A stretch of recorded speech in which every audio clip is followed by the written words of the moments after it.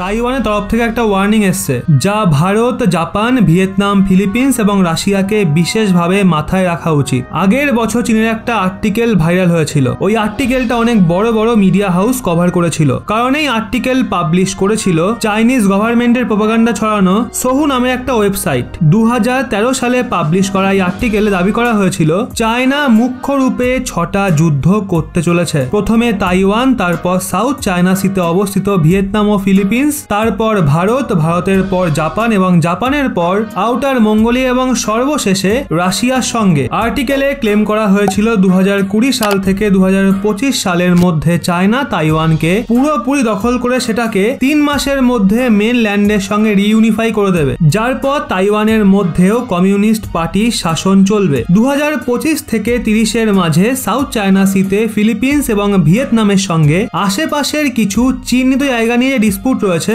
চীন সেটাকে দেখবে। চীন তাইওয়ানকে ক্যাপচার করার পর 2 বছর শান্ত থাকবে, তারপর সাউথ চায়না সির দেশগুলোকে আলটিমেটাম দেবে আর তাদেরকে তাদের ক্লেম ফিরিয়ে নেওয়ার জন্য বলবে। প্রয়োজন পড়লে চীন ভিয়েতনামের ওপর হামলা করবে আর তারপর সাউথ চায়না সির বাকি দেশগুলোকে ধমকিয়ে চিহ্নিত দ্বীপগুলোকে নিজের দখলে নিয়ে নেবে। আর্টিকেলে ক্লেম করা হয়েছে তারপর 2035 থেকে 40-এর মাঝে ইন্ডিয়ার সময় আসবে, মানে চায়না ভারতের থেকে অরুণাচল প্রদেশকে ছিনিয়ে নেবে, কারণ তাদের মত অনুযায়ী অরুণাচল প্রদেশ সাউথ তিব্বতের অংশ। চীনের আর্টিকেলে ক্লেম করা হয়েছে যে এর জন্য চীন ভারতকে ভাগ করার চেষ্টা করবে। ভেতর থেকে কমজোর করার পর চীন অরুণাচল প্রদেশকে পুনরুদ্ধার করবে, আর যদি স্ট্র্যাটেজি কাজ না করে তাহলে কাশ্মীর নিয়ে একদিকে পাকিস্তানের সঙ্গে ভারতের যুদ্ধ করানো হবে আর অন্যদিকে চীন অরুণাচল প্রদেশের ওপর হামলা করে সেটাকে দখল করবে। এই আর্টিকেলেই ক্লেম করা হয়েছে যে চতুর্থ যুদ্ধ 2040 থেকে 2045-এর মাঝে সেনকাকু ও ওকিনাওয়া আইল্যান্ডের জন্য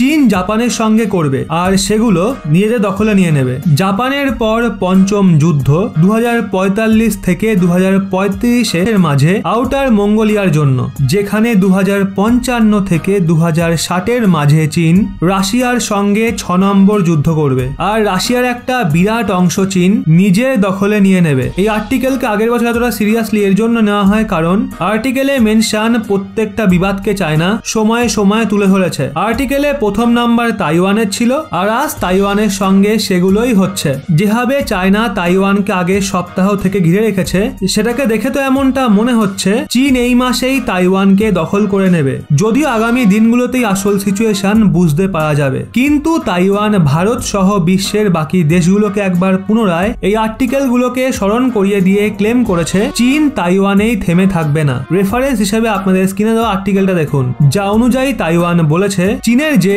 জিও স্ট্র্যাটেজিক অ্যাম্বিশন রয়েছে, মানে চীনের যে উচ্চাকাঙ্ক্ষা রয়েছে সেটা তাইওয়ানেই থেমে থাকবে না। তাইওয়ানের বিদেশ মন্ত্রী বলেছে চীনের ইনফ্লুয়েন্স সাউথ ইস্ট এবং সাউথ এশিয়া পর্যন্ত বেড়ে গেছে। এক্ষেত্রে ফ্রিডম মানে স্বাধীনতাকে পছন্দ করা দেশগুলোকে চীনের বিস্তারবাদী নীতির পাল্টা জবাব দেওয়ার জন্য একসঙ্গে এগোতেই হবে। তাইওয়ানের বিদেশ মন্ত্রী জোসেফ উ বলেছেন আমেরিকার স্পিকার ন্যান্সি পেলোসির ভিজিটের বাহানা দিয়ে চীন তাইওয়ানকে ইনভেট করার জন্য এই সমস্ত মিলিটারি ড্রিলস করছে। ওনারা বলেছেন বাকি দেশগুলো মনে করবে হয়তো চীন তাইওয়ানকেই টার্গেট করেছে, কিন্তু বাস্তবে চীনের উচ্চাকাঙ্ক্ষা তাইওয়ানের থেকে অনেক বেশি কিছু রয়েছে। চীন নিজের মাহাত্ম্যকে South East Asia, South Asia, Africa এমনকি ল্যাটিন আমেরিকা পর্যন্ত বাড়ানোর চেষ্টায় রয়েছে। তাইওয়ানের বিদেশ মন্ত্রী অন্যান্য সব দেশগুলোকে সাবধান করেছে, বলেছে তাইওয়ান জাস্ট চীনের প্রথম টার্গেট, এতে সফল হলে চায়না তারপর এক এক করে বাকি দেশগুলোকে টার্গেট করা শুরু করবে। এর জন্য চীন অথরিটিয়ান মানে চীনের যে দাবাঙ্গি দেখানোর বিহেভিয়ার রয়েছে এর বিরুদ্ধে দাঁড়ানোর এখন সঠিক সময়,